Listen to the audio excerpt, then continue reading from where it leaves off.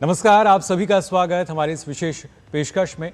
लगातार आपको हम जानकारी दे रहे हैं प्रधानमंत्री की इंडोनेशिया यात्रा को लेकर, और इस यात्रा में कई अहम पड़ाव अभी तक हमने देखे और आज भी एक महत्वपूर्ण पड़ाव जो है वो नजर आएगा। अब से कुछ देर बाद वो तमाम जो तस्वीरें आएंगी वो आपके साथ हम साझा करेंगे। लेकिन आज हम शुरुआत करने जा रहे हैं विशेष कार्यक्रम की। आपके साथ मैं हूं मुकुल शर्मा और मेरे साथ मौजूद है मेरी सहयोगी जया सिन्हा। सुप्रभात मुकुल। यकीनन इतिहास सिर्फ अतीत की कहानी ही नहीं, भविष्य की साझेदारी की सबसे मजबूत नींव भी प्रस्तुत करता है। भारत और इंडोनेशिया, दो समुद्री पड़ोसी, दो प्राचीन सभ्यताएं, दो जीवंत लोकतंत्र और दो ऐसे देश जिन्हें केवल हिंद महासागर नहीं बल्कि रामायण, महाभारत, नालंदा, गरुड़, बोरोबुदूर और प्रम्बानंद जैसी साझा सांस्कृतिक विरासत भी जोड़ती है। इसी साझा विरासत को नई ऊर्जा देने के लिए आज योग्यकार्ता में एक ऐतिहासिक पहल होने जा रही है। प्रधानमंत्री नरेंद्र मोदी और राष्ट्रपति सुबियांतो विश्वविख्यात प्रम्बानंद मंदिर संरक्षण एवं पुनर्स्थापन परियोजना का शुभारंभ करेंगे। 1000 वर्ष से भी अधिक पुराना ये मंदिर केवल भगवान शिव का भव्य धाम नहीं बल्कि भारत और इंडोनेशिया के हजारों वर्ष पुराने सभ्यतागत संबंधों का जीवंत प्रतीक है। बिल्कुल, और मंदिर की दीवारों पर नक्काशों से में अगर जब हम देखते हैं तो आस्था, इतिहास, संस्कृति और बेहतरीन वास्तुकला की जो झलक है वो नजर आती है। इसलिए इस अनमोल सांस्कृतिक विरासत को आने वाली पीढ़ियों के लिए सुरक्षित रखने के लिए इसका संरक्षण जरूरी है। लेकिन ये पहल केवल एक मंदिर के संरक्षण तक सीमित नहीं है। ये उस व्यापक दृष्टि का हिस्सा है जिसमें दोनों देश साझा इतिहास को भविष्य की शक्ति बनाने का संकल्प ले रहे हैं। और यही कारण है कि प्रधानमंत्री ने अपने इस दौरे में गंगा महकम विजन प्रस्तुत करते हुए दोनों देशों के रिश्तों को नई दिशा देने की बात कही। एक ऐसा विजन जिसमें सभ्यता, संस्कृति, सुरक्षा, समुद्री सहयोग, तकनीक और ग्लोबल साउथ की साझी आकांक्षाएं एक साथ जुड़ती हुई नजर आती हैं। और क्या कुछ खास होगा बताएंगे आपको, तो चलिए शुरुआत करते हैं इस विशेष कार्यक्रम की। प्रधानमंत्री नरेंद्र मोदी की इंडोनेशिया की यात्रा पर वो हैं और पीएम आज 1000 साल से भी पुराने प्रम्बानंद मंदिर का दौरा करेंगे। उनके साथ इंडोनेशिया के राष्ट्रपति भी मौजूद रहेंगे। ये मंदिर यूनेस्को विश्व धरोहर स्थल है। भारत इंडोनेशिया इसके संरक्षण के लिए एक संयुक्त पहल भी लॉन्च करेंगे।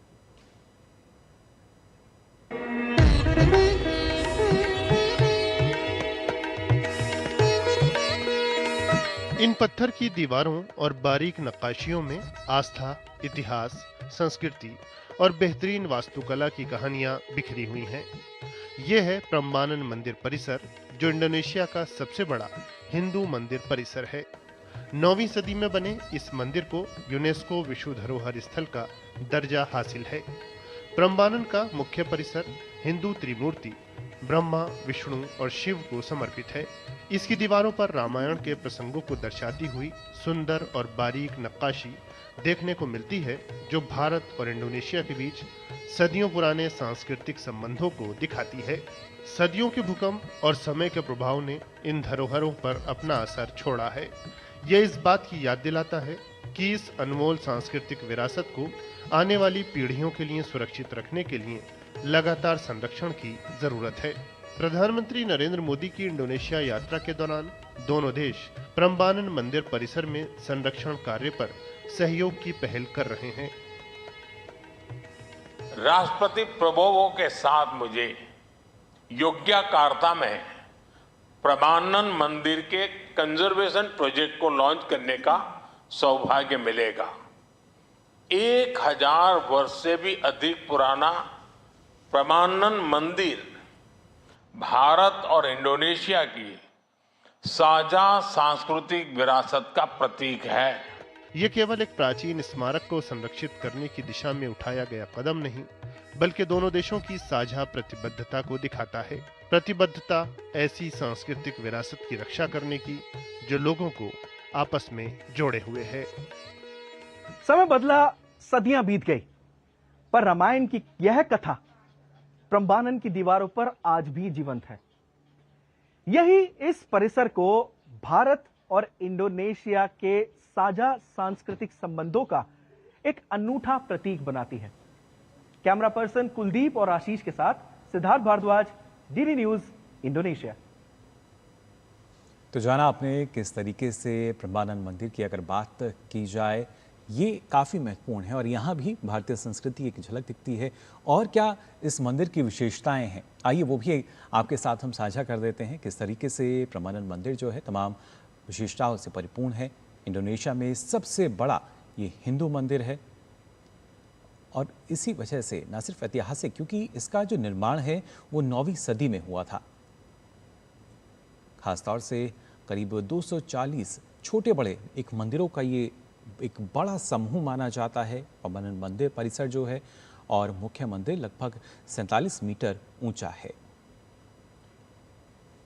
तो ऐतिहासिक मंदिर और ब्रह्मा, विष्णु और शिव को समर्पित है ये मंदिर। बहुत आस्था है इसकी।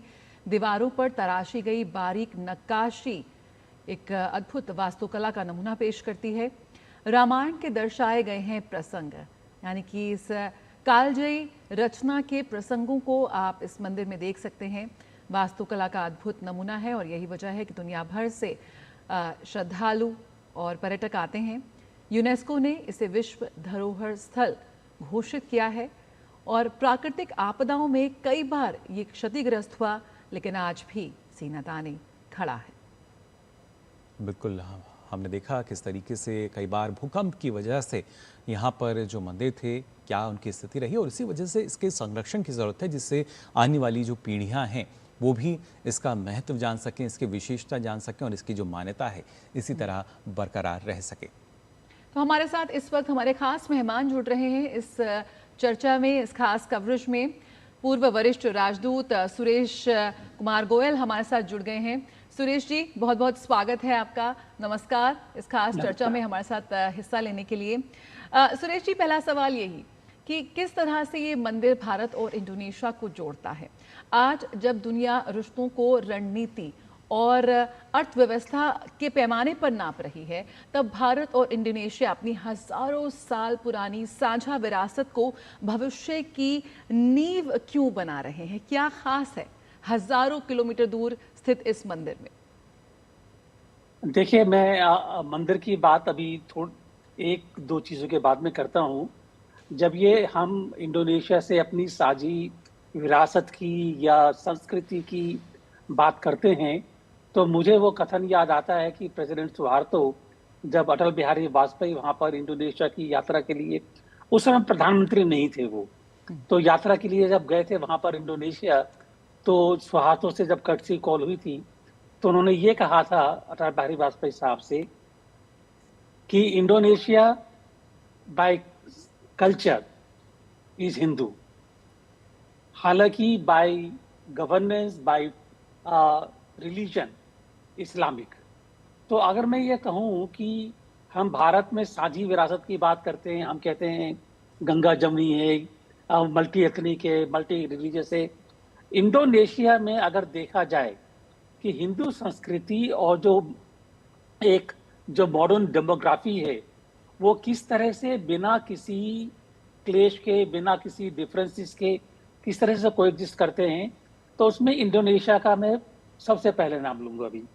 तो ये हमारे लिए एक बड़ी महत्वपूर्ण चीज़ है और इसी से हमको जो है आगे अपने संबंध बढ़ाने में काफ़ी मदद मिलती जी। दूसरी चीज़, मंदिर जो है ये प्रम्बानन मंदिर, ये किसी अगर कहें कि जैसे ज़्यादातर जगहों पर मंदिर बनते हैं या कल्चर का आगे बढ़ाना होता है, तो कहते हैं कि वो एक विक्ट्री की बात होती है कि राजा ने आया, युद्ध हुआ, विक्ट्री हुई, विक्ट्री के बाद में उन्होंने अपने वहाँ पर अवशेष छोड़े। भारत और इंडोनेशिया ही नहीं, खाली मैं कहूँगा जो पूरा एक साउथ ईस्ट एशिया है, जिसमें मलेशिया भी शामिल है, Indonesia, Singapore, Thailand, Cambodia, Laos, Myanmar, तो खैर एक तरह से हमारा सब कॉन्टिनेंट ही है ये। अगर उनकी बात करें तो ये जो सारे एक सांस्कृतिक विरासत वहाँ बनी है वो किसी युद्ध से नहीं बनी है। हमारा और साउथ ईस्ट एशिया के बीच में कभी कोई युद्ध नहीं हुआ, वो बनी है व्यापार से, कि व्यापार के साथ साथ जो हमारी संस्कृति वहाँ पर बनी कि व्यापारी गए वहाँ पर करने के लिए, वहाँ पर उन्होंने एक मंदिर बनाया और धीरे धीरे बढ़कर के एक जो बोलते हैं कि Indo China south east Asia, तो सबसे बड़ा इन्फ्लुएंस यहाँ पर है भी खाली या तो भारत का या चाइना का। लेकिन जहां पर चाइना के युद्ध हुए, भारत का युद्ध नहीं हुआ। तो ये परमानंद मंदिर, ये एक मैं कहूँगा एविडेंस है ये कि भारत और इंडोनेशिया के और भारत और साउथ ईस्ट एशिया जो संबंध 1500 साल से चले आ रहे हैं, वो एक कोएग्जिस्टेंस का, मैत्री का, वो उसका एक उदाहरण है ये। बिल्कुल, इसका एक जीवंत प्रमाण जो है उसके तौर पर इसको हम देख सकते हैं। और आपको बता दें, विदेशी मामलों के विशेषज्ञ अतुल अनेजा जी भी हमारे साथ जुड़ चुके हैं। अतुल जी, आपका भी बहुत बहुत स्वागत डीडी न्यूज़ पर। जानना चाहेंगे आपसे भी, जिस तरीके से हम बात कर रहे हैं परमानंद मंदिर को लेकर, लेकिन यहाँ पर अगर देखा जाए, क्योंकि जिस तरीके से सांस्कृतिक विरासत को जब हम उसके संरक्षण की बात करते हैं, सजोने की बात करते हैं, तो ना सिर्फ अपने देश में बल्कि भारत जिस तरीके से कदम उठा रहा है, एक अंतर्राष्ट्रीय सहयोग जो है वो भी नजर आता है। आवाज़ मिल पा रही है आपको अतुल जी? हमारी आवाज़ अभी अतुल जी तक नहीं पहुंच पा रही, कोशिश करेंगे आप हमें सुन सकें जल्द ही। लगातार आपको हम जानकारी दे रहे हैं किस तरीके से प्रधानमंत्री का आज का जो कार्यक्रम है, यहाँ अगर खासतौर से अगर बात की जाए, एम्बेसडर साहब आपसे भी समझना चाहूँगा, क्या एक अंतर्राष्ट्रीय सहयोग जो है वो हम मान सकते हैं इसको, जो तमाम सांस्कृतिक विरासत है, और ख़ासतौर से जब हम सनातन धर्म की बात करते हैं, किस तरीके से उसका प्रचार प्रसार है पूरे विश्व में है और उसके ही प्रमाण लगातार हमें नज़र आते हैं, इसलिए ज़रूरी हो जाता है कि उसका जो संरक्षण है वो सही से किया जाए। देखिए, मेरे जो डिप्लोमेटिक करियर का 10 साल से भी ज्यादा साउथ ईस्ट एशिया में निकले हैं। जूनियर मोस्ट ऑफिसर से लेकर के, जब मैं वहां पर सिंगापुर में चाइनीज लैंग्वेज सीख रहा था यूनिवर्सिटी में, वहां से लेकर के मलेशिया में फर्स्ट सेक्रेटरी और फिर लाओस में एम्बेसडर रहा। ये जो हमारा एक साझापन है, हमारा साझापन उनके जीवन शैली पर, ये मंदिरों पर, जो एक हमारे जो होते हैं ट्रेडिशंस होते हैं, रिचुअल्स होते हैं, सब पर होते हैं। आपको विश्वास नहीं होगा कि जैसे हम पूजा के टाइम पर कलावा बांधते हैं, इंडो चाइना में, चाहे वियतनाम हो, कंबोडिया हो, लाओस, वहां पर भी पूजा के टाइम पर कलावा बांधते हैं। तो मैं अगर इस मंदिर पर आऊं तो मंदिर का मैं इसलिए कहूंगा कि ये खाली एक वास्तुकला का उदाहरण नहीं है। बिल्कुल, ये मंदिर हमारी जो एक शेयर्ड हेरिटेज थिंकिंग, जो हमारा विचार सोचने का तरीका है, एक जो हम कहेंगे कि एक इंक्लूसिवनेस जो है, उसका उदाहरण है ये। सबसे बड़ी चीज ये देखिए, मैंने अंकोर वाट भी देखा है कंबोडिया में, सिएम रिप में, सबसे बड़ा मंदिर है वो। लाओस में वाट फू भी है। अंकोर वाट और ये जो मंदिर है बाकी जगह, उससे काफी मिलता जुलता है, इसको माना जाता है। नहीं, एक लेकिन देखिए एक फर्क मैं वही बताना चाह रहा था आपको कि ये पहला मंदिर और एक ही मंदिर ऐसा है जो कि ब्रह्मा, विष्णु, शिव तीनों को डेडिकेटेड है। बाकी सब जगह मंदिर अलग अलग हैं, जैसे कि अंकोर वाट में समुद्र मंथन का दृश्य है, लेकिन मंदिर डेडिकेटेड है शिवा के लिए। तो ये एक बड़ा यूनिक मंदिर है इस सेंस में, और ये इसलिए है कि ये जो मंदिर हुआ है, इंटरैक्शन उड़ीसा से जब व्यापारी वहां पर जाया करते थे ये, तो यहाँ पर जो वास्तुकला है या यहाँ की जो हेरिटेज है, वो बजाय तमिलनाडु के या जो चोला एम्पायर है, बजाय उसके ये जो कलिंग एम्पायर है ये उड़ीसा की, बाली यात्रा अभी भी होती है वहां पर, ये उसका एक हेरिटेज है ये। जी बिल्कुल। हमारे साथ इस वक्त विदेशी मामलों के विशेषज्ञ अतुल अनेजा साहब भी जुड़ चुके हैं। बहुत बहुत स्वागत है आपका अतुल जी। सबसे पहला सवाल यही, इसी बात को आगे बढ़ाते हैं। भारत पहली बार इस स्तर पर ब्रह्मानंद के संरक्षण में सहयोग कर रहा है, कितना महत्वपूर्ण कदम इसको आप मानते हैं? साथ ही इसे भारत की हेरिटेज, डिप्लोमेसी और कल्चरल सॉफ्ट पावर का भी एक बहुत बड़ा उदाहरण के तौर पर हम लें क्या? जया जी, बिल्कुल एक तरह से कल्चरल डिप्लोमेसी का ये भाग है, और भारत की जो विरासत है वो दर्शाई जा रही है, और ये सॉफ्ट पावर जो है ये हमारे विदेश नीति का एक अहम हिस्सा है।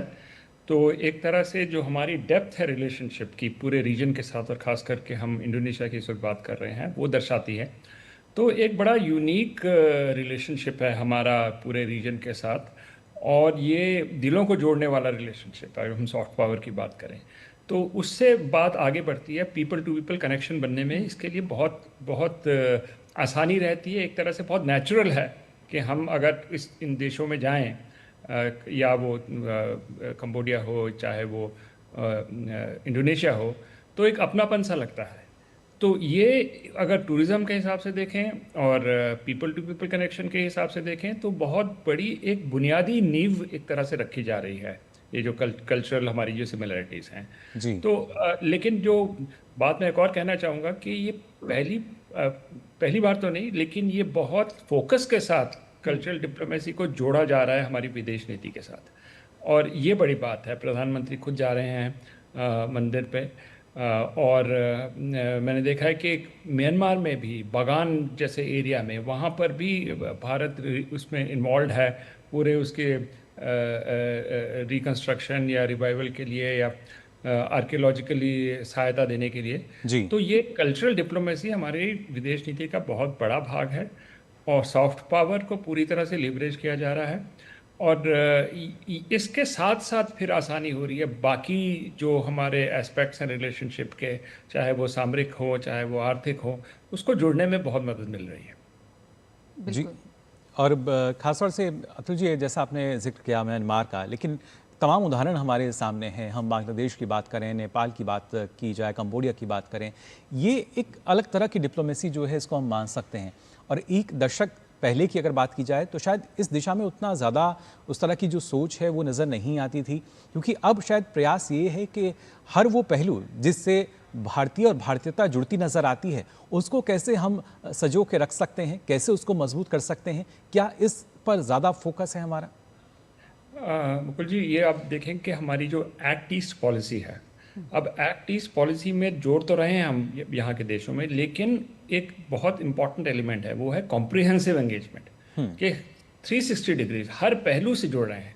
चाहे वो बात हम कल्चर की इस वक्त बात कर रहे हैं, आर्किटेक्चर की बात कर रहे हैं, पीपल टू पीपल कनेक्शन की बात कर रहे हैं, डायस्पोरा से भी जुड़ने की जो एक तरह से जो फोकस है वो बढ़ गया है। तो एक तरह से एक नयापन आया है विदेश नीति की डेमोन्स्ट्रेशन में, जिसमें सॉफ्ट पावर एलिमेंट जो है उसको अगर एलिमेंट को देखें तो वो बढ़ा दिया गया है। तो वो बहुत ज़रूरी था, क्योंकि पहले विदेश नीति लगता था कि सिर्फ कुछ लोगों के लिए या कुछ एक्सपर्ट्स के लिए है, लेकिन अब विदेश नीति जो है वो लोगों को जोड़ रही है। पीपल टू पीपल कनेक्शंस जो है वो उससे जोड़ रही है। हमारी जो वीज़ा रेजीम्स है उसमें बदलाव आ रहा है ताकि लोग आएँ और हम भी जा सकें वहाँ पर ज़्यादा आसानी के साथ। तो एक तरह से people to people connect culture, ये एक एक्ट ईस्ट पॉलिसी का एक बहुत बड़ा केंद्र बिंदु है, और साथ साथ बात हो रही है कॉम्प्रिहेंसिव रिलेशंस की। तो ये एक तरह से विदेश नीति में ये बदलाव मुझे नज़र आ रहे हैं। बिल्कुल सुरेश जी, बिल्कुल जिस तरह से अनिजा साहब ने भी कहा कि यहाँ पर प्रधानमंत्री ने पहली बार शायद भारत इंडोनेशिया संबंधों को इतने स्पष्ट रूप से सिविलाइजेशनल पार्टनरशिप के रूप में परिभाषित किया है, तो अब इसका कूटनीतिक महत्व किस तरह से हम आगे बढ़ा सकते हैं? गंगा महाकाम का प्रधानमंत्री ने विजन दिया, वो कितना खास बनाता है प्रधानमंत्री की इस यात्रा को भी, और साथ ही अब जो हम एक नई ऊर्जा के साथ भारत इंडोनेशिया के इस पार्टनरशिप को और इन रिश्तों को हम देख रहे हैं। देखिए, आपने बड़ा अच्छा सवाल पूछा है ये। मैं एक उदाहरण देते हुए एनेक्डोटली मैं उससे बात शुरू करूंगा। मैं 3-3.5 साल ICCR Indian council for cultural relations उसका महानिदेशक रहा हूं 2010 से 2013 तक, और 2012 में इंडिया आसियान समिट रिलेशनशिप की 10वीं सालगिरह थी। तो 10वीं सालगिरह पर एक समिट पार्टनर को भारत में उन्होंने पूरा एक समिट ऑर्गेनाइज की। बिल्कुल सुरेश जी, हम तस्वीरों में इस वक्त दिखा सकते हैं, हम अपने दर्शकों को दिखा रहे हैं। ये कुछ वक्त पहले की तस्वीरें हैं जब प्रधानमंत्री योग्यकार्ता पहुंचे और कैसे उन्होंने आसमान से ही उठते हुए मंदिर के दर्शन किए, उसकी परिक्रमा की। आप देख सकते हैं इन तस्वीरों में प्रमानन मंदिर, इसके शिखर से किस तरह का एक भव्य दृश्य जो है वो नज़र आता है। मुख्य मंदिर जो है करीब 47 मीटर इसकी ऊंचाई है, और उसकी ऊंचाई से इसको निहारते नज़र आ रहे हैं प्रधानमंत्री नरेंद्र मोदी। अब से कुछ देर बाद मंदिर में पहुंचेंगे और वो तस्वीरें भी लगातार आपके साथ हम साझा करेंगे। और साथ ही साथ हमारे जो मेहमान हमारे साथ जुड़े हैं उनसे हम चर्चा कर रहे हैं, जान रहे हैं कि कैसे दोनों देशों के लिए एक सांस्कृतिक विरासत जो है कितनी अहम हो जाती है और भारत किस तरीके से इसके संरक्षण के लिए लगातार अनूठी पहल करता हुआ नजर आता है। बिल्कुल, बहुत ही खूबसूरत तस्वीरें, हजारों साल पुराना इतिहास और भारत से हजारों किलोमीटर दूर इंडोनेशिया में मौजूद ये भगवान शिव का भव्य मंदिर। और तस्वीरों में हम देख सकते हैं कैसे आसमान से ही इसके दर्शन करते हुए प्रधानमंत्री नरेंद्र मोदी भारत और इंडोनेशिया एक बार फिर साझा सभ्यता, संस्कृति और सॉफ्ट पावर को एक नई ऊर्जा देने वाला एक ऐतिहासिक कदम कुछ क्षणों में हम देखेंगे, जब प्रधानमंत्री नरेंद्र मोदी और राष्ट्रपति सुबियांतो योग्याकर्ता में इस महत्वाकांक्षी संरक्षण परियोजना का शुभारंभ करेंगे। जी सुरेश जी, आप अपनी बात पूरी कीजिए।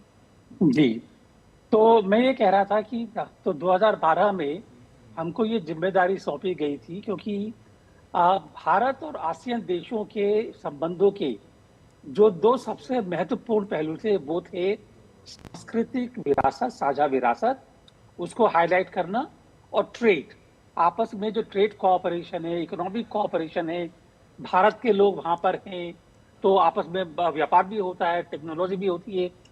तो हमारी जिम्मेदारी ये था कि उनकी जो हमारी सांस्कृतिक विरासत है उसको हाईलाइट किया जाए। तो हमने वहाँ पर जब एक राष्ट्रपति भवन में प्रोग्राम किया था 1 घंटे का, उस 1 घंटे में हमने जो बाकी सारे आसियान देश के, थाईलैंड, सिंगापुर वगैरह सबसे एक ग्रुप लिया था, और हमने कहा था कि हम अपना एक ग्रुप भारत से उनके साथ में रखेंगे और ऐसा प्रोग्राम करेंगे कि आपको देख करके ये पता नहीं चलेगा कि ये जो प्रोग्राम है भारत का है या आसियान देशों का है। और जब वो हुआ उसके बाद में मेरे को 2 शब्द सुनने को मिले। एक तो राष्ट्रपति के लेवल पर, हमारे राष्ट्रपति नहीं, जो वहां से विजिटर्स थे, कि इसको देख करके हमको पहली बार एहसास हुआ कि भारत और चीन के बीच में क्या फर्क है। जब चीन ने सांस्कृतिक प्रोग्राम किया था, उन्होंने अपने प्रोग्राम, अपनी कल्चर को हाईलाइट किया था। हमने यहाँ पे दोनों की साझा संस्कृति को हाईलाइट किया। तो हमने हाईलाइट किया कि हम इकट्ठे हैं हर एक तौर पर। और दूसरी चीज, उन्होंने ये कहा कि ये प्रोग्राम हमको भारत के अलावा दुनिया में जितने देश हैं सब में ले जाना चाहिए, ताकि बाकी देशों को पता चले कि हम कितने करीब हैं। तो मैं ये कहूँगा कि ये जो एक कल्चरल डिप्लोमेसी की बात कर रहे हैं, ये कल्चरल डिप्लोमेसी जो पीपल टू पीपल लेवल है, इतना गहरा एक लुब्रिकेंट है कि लोगों को आपस में समझने में, बातचीत करने में होता है। अंकोर वॉट, कंबोडिया का जो अंकोर वॉट है, उसमें हमने अंडरटेक किया था कि वहां पर जो रेस्टोरेशन किया जाए, वॉटो में रेस्टोरेशन कर रहे हैं, अब पाम्बानान का रेस्टोरेशन कर रहे हैं। तो मैं ये कहूंगा कि प्रधानमंत्री मोदी जो ये विरासत को लेकर के आगे बढ़ रहे हैं जी, ये बहुत महत्वपूर्ण कदम है। बिल्कुल, और आज भारत अपनी सांस्कृतिक विरासत को सीमाओं से परे भी जाकर सहेजने का संकल्प ले रहा है, ये बेहद महत्वपूर्ण है। और इंडोनेशिया एक उदाहरण है, बहरीन, नेपाल, बांग्लादेश, लाओस, ऐसे तमाम उदाहरण हमारे सामने हैं। इस पर भी आगे चर्चा करेंगे। आप दोनों ही खास मेहमान हमारे साथ बने रहिए। यहाँ रुकेंगे एक छोटे से ब्रेक के लिए, जल्द हाजिर होते हैं। हमें पता है चमकी चाट से क्या बना है, सैंडविच, लस्सी और छाछ और हर घूंट में चमकी चाट, ड्राई फ्रूट और दही बड़े, चमकी चाट से स्वाद बढ़े, और चाट पपड़ी दही बल्ले, चमकी चाट से बल्ले बल्ले, स्वाद सिर्फ चमकी चाट। यार कैसे ले पाएंगे घर? नहीं, आज गर्मी बहुत है ना? यस, बहुत ही ज्यादा। पापा, घर खरीदने की planning is not easy. Vinny, long term savings का बेस्ट प्लान बताना। LIC protection plus plan. LIC और सेविंग्स? यस, इसमें इंश्योरेंस और फंड्स दोनों में इन्वेस्ट करके गोल्स के हिसाब से सम अश्योर्ड एडजस्ट कर सकते हो। LIC protection plus plan, future insured, growth assured. मेरी पसंद, मेरी पसंद, मेरी पसंद, मेरी पसंद, हमारी पसंद, हम सबकी पसंद। मजबूत देश का मजबूत सरिया हो गया स्टील।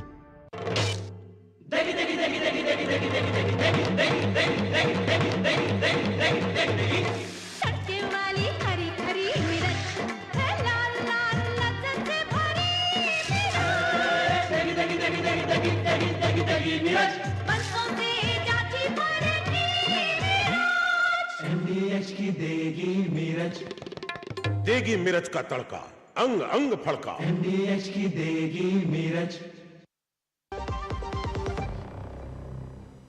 तो ब्रेक के बाद आप सभी का एक बार फिर स्वागत हमारे विशेष कार्यक्रम में। लगातार आपको हम बता रहे हैं किस तरीके से प्रधानमंत्री नरेंद्र मोदी जो कि खासतौर से इंडोनेशिया की यात्रा पर हैं, और आज अब से कुछ देर में हम देखेंगे प्रमानन मंदिर में जब वो पहुंचेंगे। और इससे पहले हमने आपको तस्वीरें भी दिखाई कैसे अगर आकाश की ऊंचाई से प्रमानन मंदिर को देखा जाए तो किस तरह का जो दृश्य है वो यहाँ नज़र आता है। और साथ ही दो खास मेहमान हमारे साथ लगातार जुड़े हुए हैं, सुरेश जी और अतुल जी। यहाँ अतुल जी, आपसे मैं जानकारी लेना चाहूँगा, जब हम बात करते हैं कि ना सिर्फ एक कल्चरल डिप्लोमेसी तो नज़र आती है, लेकिन एक साझा इतिहास जो है दोनों देशों का रहा है, और उसके साथ साथ क्या यहाँ जो प्रयास है वो साझा भविष्य का है कि यही जो विरासत है हमारी, ये आने वाली पीढ़ियों तक इसी तरीके से बल्कि और बेहतर मजबूती के साथ उन तक पहुँच सके? बिल्कुल बिल्कुल जी, ये बड़ा मैसेज इसमें यही आ रहा है कि विरासत जो हमारी है, अब वो हमारी जो जड़ें हैं, हमारा जो कनेक्शन है वो बहुत गहरा है। लेकिन इस कनेक्शन के बाद, इस बुनियाद के ऊपर हमें एक सुपर स्ट्रक्चर खड़ा करना है, हमने फ्यूचर ओरिएंटेशन उसको देनी है। इसीलिए हम बात करते हैं कि विरासत तो एक साथ की बात हो रही है और प्रधानमंत्री जा रहे हैं वहाँ पर, यहाँ मंदिर पे, लेकिन अगर हम कल की बात करें तो हम क्रिटिकल मिनरल्स की भी साथ साथ बात कर रहे हैं जी, एक फ्यूचर इकोनॉमी की भी बात कर रहे हैं, हम डिजिटल कनेक्टिविटी की बात कर रहे हैं, हम सामरिक बातें कर रहे हैं। तो मुकुल जी, बात यह है कि हमारी विरासत के बुनियाद पे हम बहुत बड़ी छलांग लगा रहे हैं भविष्य की तरफ, और इसी वजह से जो हमारा जो कनेक्ट है, ये एक स्पेशल रिलेशनशिप है जो एक तरह से भारत को जोड़ रहा है इन देशों के साथ साथ, और साथ में ये भी जोड़ रही है बड़ी बात कि हम जो है महासागर डॉक्ट्रिन में भी बिलीव करते हैं कि भाई सारे जो भी देश हैं इस रीजन के, उनकी प्रगति हो, उनकी प्रॉस्पेरिटी हो, और साथ साथ हम एक और चीज़ जोड़ रहे हैं कि विकसित भारत की जो भी जर्नी है वो यहाँ से रूट होती ही हुई आती है इन हमारे पड़ोसी देशों से, हमारे एक्सटेंडेड नेबरहुड से। तो एक तरह से ये फ्यूचर की जो बातें हैं, जो हमारे भविष्य के जो गोल्स हैं, वो जोड़ रहे हैं हमारी विरासत के साथ। तो विकास भी और विरासत भी, ये जो मूल मंत्र है प्रधानमंत्री का, ये सामने हमें नज़र आ रहा है इस वक्त की तस्वीरों में ही। बिल्कुल। सुरेश जी, आपने अपने आईसीसीआर के अनुभव का यहाँ पर जिक्र किया, तो 9वीं सदी का ये मंदिर है और हजारों वर्ष पुराना इसका इतिहास है। लगातार भूकंप की बात करें, ज्वालामुखी गतिविधियों के बावजूद इसको सुरक्षित रखने में, इसको संरक्षण रखने में बेहद चुनौतियों का सामना यहाँ पर करना पड़ा। किस तरह से देखते हैं अब भारत इसके संरक्षण में एक संयुक्त पहल हो रही है? एएसआई के पास ऐसे अनुभव हैं और उसने दुनिया भर में इस तरह के संरक्षण कार्य किए हैं, लेकिन कैसे इस परियोजना के लिए वो बेहद उपयोगी साबित होंगे? क्या कुछ चुनौतियां उनके सामने हो सकती हैं?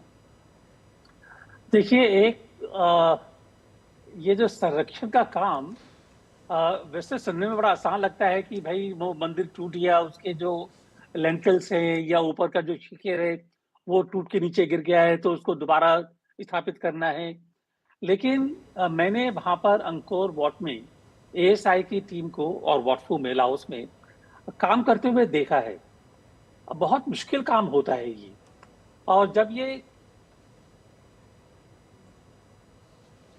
तस्वीरें लगातार आपको हम दिखा रहे हैं प्रमानन मंदिर परिसर, ये जहां की परिक्रमा करते हुए भी नजर आए प्रधानमंत्री नरेंद्र मोदी हेलीकॉप्टर के जरिए। ये क्योंकि एक बड़ा परिसर है, करीब अगर देखा जाए तो छोटे बड़े 240 मंदिर इस परिसर में हैं, और करीब यहाँ भी आप देख सकते हैं किस उत्साह के साथ जो बच्चे हैं, लोग हैं, वो नज़र आ रहे हैं। प्रधानमंत्री का जब इधर आगमन हुआ, लगातार आप इन तस्वीरों के ज़रिए देख सकते हैं। और आपको लगेगा शायद कहीं ये भारत की तस्वीर तो नहीं, लेकिन बिल्कुल नहीं, ये इंडोनेशिया की तस्वीर है, जहां पर आप देख सकते हैं भारत को लेकर, प्रधानमंत्री को लेकर किस तरह का जो उत्साह है वो नजर आता है।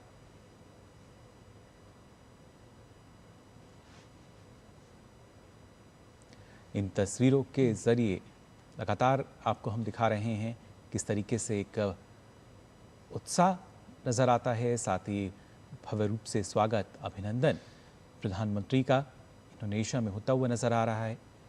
और आप देख सकते हैं इन तस्वीरों के जरिए इस परिसर में प्रधानमंत्री पहुंच चुके हैं। बिल्कुल, बहुत ही खूबसूरत और पारंपरिक स्वागत प्रधानमंत्री का यहाँ पर किया गया।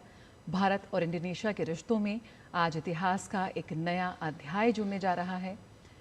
1000 वर्ष से भी अधिक पुराना प्रम्बानन मंदिर, भगवान शिव को समर्पित दक्षिण पूर्व एशिया का सबसे बड़ा हिंदू मंदिर परिसर, और अब इसके संरक्षण एवं पुनर्स्थापन में भारत की साझेदारी बहुत महत्वपूर्ण है। ये परियोजना भारत अपनी सांस्कृतिक विरासत को आज सीमाओं से परे भी सहेजने का संकल्प ले रहा है, और ये पहल दोनों देशों के हजारों वर्ष पुराने सभ्यतागत संबंधों को नई मजबूती प्रदान कर रही है। प्रधानमंत्री नरेंद्र मोदी और इंडोनेशिया के राष्ट्रपति सुबियांतो ने योग्याकर्ता में प्रम्बानन मंदिर के संरक्षण एवं पुनर्स्थापन परियोजना का वो शुभारंभ करेंगे। दोनों ने मंदिर परिसर में दोनों पहुंचे हैं और तस्वीरों में देखा हमने दोनों का हैंडशेक मंदिर के सामने। और प्रधानमंत्री ने जैसे स्वयं कहा है कि 1000 वर्ष से भी अधिक पुराना प्रम्बानन मंदिर भारत और इंडोनेशिया की साझा सांस्कृतिक विरासत का प्रतीक है, और यही प्रतीक जो है, ये रिश्ते हैं जो आज भारत इंडोनेशिया को जोड़ते हैं, और जिसका जश्न मनाने आज वहाँ के स्थानीय निवासी, बच्चे, बूढ़े, जवान सभी पहुँचे हैं प्रधानमंत्री का अभिनंदन करने, उनका स्वागत करने। और हम देख रहे हैं कैसे आज तिरंगा भी योग्याकर्ता की सड़कों पर लहरा रहा है। ये सिर्फ एक संरक्षण परियोजना नहीं, बल्कि साझा इतिहास, आस्था और सांस्कृतिक कूटनीति को नई दिशा देने वाला ऐतिहासिक क्षण है, जो इस वक्त हम अपने टेलीविजन स्क्रीन्स पर देख रहे हैं। बिल्कुल, बेहद ही सुंदर तस्वीर ये। और खासतौर से अतुल जी, हम बात कर रहे थे कि कितना महत्वपूर्ण हो जाता है जब इस तरीके से कोई बतौर मुख्य अतिथि पहुंचता है कार्यक्रम में। प्रधानमंत्री की जो ये यात्रा है, और इस प्रम्बानन मंदिर की अगर बात करें, 1000 वर्ष पुराना इस मंदिर का इतिहास, और यहाँ पर एक नई साझेदारी की तस्वीर जो है वो हम देख सकते हैं। प्रधानमंत्री नरेंद्र मोदी और साथ में इंडोनेशिया के राष्ट्रपति सुबियांतो नजर आ रहे हैं। ये सिर्फ हम मान सकते हैं कि आने वाले 1000 वर्षों तक के लिए अब एक साझा विरासत है, और उसके साथ साथ जो हमारी सांस्कृतिक धरोहर हैं उनको कितना महत्व देते हैं, इसको ये बताते हुए है। मुकुल जी, ये जो हमारी जो गहराई है, जो सांस्कृतिक जो हमारे कनेक्शन है, मुझे लगता है कि इसके ऊपर और हमारे लोगों को इसके बारे में मालूम करने की ज़रूरत है। इसकी इंफॉर्मेशन, हमारा जो इतिहास रहा है, हमारा गौरवशाली जो इतिहास रहा है जी, वो हमारी आइडेंटिटी को भी रीइंफोर्स करता है। तो वो बहुत ज़रूरी है कि जो हमारी मेंटल आउटलुक है उसमें ये जो भारत की विरासत रही है पूरे रीजन में, मुझे लगता है कि अब समय आ गया है कि जो नई पीढ़ी है उसको उसके बारे में उसकी जानकारी हो और एप्रिसिएशन हो, क्योंकि बात अब आ रही है हमारी आइडेंटिटी की ही। क्योंकि प्रधानमंत्री जैसा कह रहे हैं मुकुल जी, वो कह रहे हैं हम एक सिविलाइजेशनल स्टेट हैं जी, एक नॉर्मल लिबरल डेमोक्रेटिक स्टेट नहीं है, हम एक सिविलाइजेशनल स्टेट है। मतलब बहुत बड़ी हमारी एक यूनिक आइडेंटिटी है जो हमने बाहर वालों से नहीं ली, हमारे अंदर से, हमारी मानसिकता जो है,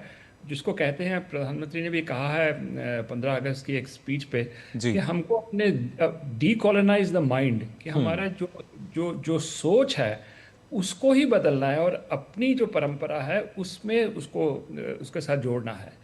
तो ये जो दृश्य हम देख रहे हैं, जो हमारा ऐतिहासिक जो हमारी ट्रेडिशन है, ये एक नई मानसिकता के लिए बहुत ज़रूरी है। बिल्कुल। और इसको हम एक और चीज़ देख रहे हैं कि जिस तरह से इंडोनेशिया के जो लीडर हैं, प्रभावो सुबियांतो, प्रधानमंत्री के साथ हर जगह जुड़े हैं और जिस तरह से वेलकम किया है, तो मुझे लगता है कि इंडोनेशिया में भी एक सोच में बदलाव आ रहा है बहुत बड़ा। भारत और इंडोनेशिया के जो संबंध हैं, सांस्कृतिक संबंध, उसकी भी अप्रिसिएशन और हो रही है। एक टाइम था जब सुकार्नो और जवाहरलाल नेहरू के बीच में वो बात हुई थी नॉन अलाइन्ड मूवमेंट की, वो ज़रूरी थी, लेकिन ये जो है ये ऐतिहासिक कनेक्शन है। और मुझे लगता है इंडोनेशिया में भी ये रियलाइजेशन है, खास करके क्योंकि दुनिया बदल रही है। तो एक देश जो है वो पूरे विश्व के ऊपर अपनी सोच जो है थोप नहीं सकता। अब एक मल्टीपोलर वर्ल्ड है, मल्टीपोलर में भारत आ रहा है, इंडोनेशिया आ रहा है, सिविलाइजेशनल स्टेट्स आ रही हैं। तो एक नए पड़ाव पे अब हम हैं जिसमें सिविलाइजेशनल स्टेट्स का महत्व बहुत बढ़ रहा है, और वो हम देख रहे हैं कि प्रधानमंत्री वो मैसेज जो है वो बखूबी अभी दे रहे हैं इस विजिट के द्वारा। जी बिल्कुल सुरेश जी, हम देख सकते हैं कैसे ये एक बेहद अद्भुत धरोहर है और आज भी अपनी स्थापत्य कला, रामायण की जीवंत शिल्प कथाओं और संरक्षण की मिसाल के लिए दुनिया भर को आकर्षित ये करती भी नजर आती है। ये मंदिर परिसर किस तरह से देखते हैं इसकी अगर हम महान विरासत का जिक्र करें, कैसे ये भारत और इंडोनेशिया के बीच एक सांस्कृतिक जुड़ाव और पर्यटन के लिहाज से भी बहुत ही महत्वपूर्ण है ये। जी बिल्कुल। यहाँ पर मैं कुछ ये कहना चाहूँगा। यहाँ पर कोई 30-40 साल पहले यूनेस्को ने एक स्टडी की थी, तो उन्होंने ये देखना चाहा था कि अगर हम पूरे विश्व में देखा जाए कि सबसे ज़्यादा जो एक प्राचीन कल्चरल, सांस्कृतिक या जैसा भी रिलीजियस ट्रेडिशन लिखित में कोई मौजूद है तो क्या है। और आपको ये आश्चर्य होगा जान करके कि ये पाया गया था कि रामायण किसी ना किसी रूप में सबसे ज़्यादा कॉमन है, खाली इंडिया और साउथ ईस्ट एशिया में नहीं, पूरे विश्व में। आप कहीं प्रालाम, कहीं रामाकीन बोलते हैं, चलता है ये जी सब जगह ये। तो इंडोनेशिया में खास तौर पर बाकी जगहों की तरह भी रामायण का बाकायदा परफॉर्मेंस होता है। और इनका दूसरा ट्रेडिशन है वायंकुलित, और वायंकुलित में इंडोनेशिया में उनका जो मेन थीम होता है वो महाभारत की कहानियां होती हैं। तो ये जो रामायण और महाभारत के एपिसोड्स करते हैं ये, और यही जो है इनकी दीवारों पर चिन्हित है, मंदिरों की दीवारों पर। तो रेगुलर परफॉर्मेंस, लाइव परफॉर्मेंसेस और टेम्पल की जो ट्रेडिशंस हैं, हेरिटेज है, ये इनमें काफ़ी समानता आ जाती है और ये इनको संरक्षण करने में और आगे बढ़ाने में काफ़ी मदद देती है। बिल्कुल, इसके ज़रिए हम देख सकते हैं किस तरीके से एक जो मदद है वो मिलती है। और ख़ासतौर से अतुल जी अगर देखा जाए, जैसा कि अभी सुरेश जी भी कह रहे थे, भारत की अगर बात की जाए तो कई ऐसे देश जो कि लगातार अपनी नीतियों को थोपते नज़र आते हैं, लेकिन भारत सहयोग की नीति अपनाता है।